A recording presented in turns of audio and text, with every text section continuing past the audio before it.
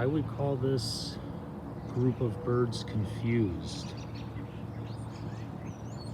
And I say that because here in Illinois, the weather has been shifting a lot from cold to warm, occasionally somewhere in between. And my guess is that they keep flying back and forth because they're like, are we flying south for the winter or no? And I don't have it on film, but before I popped out my iPad, they all came here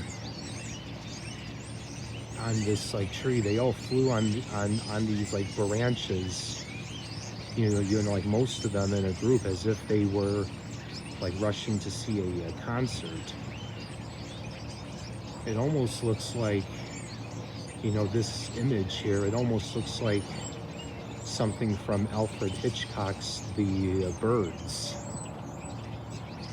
Oh, hopefully they don't attack me, but in my opinion, they're too confused to do anything except possibly ask themselves, are we flying south or no?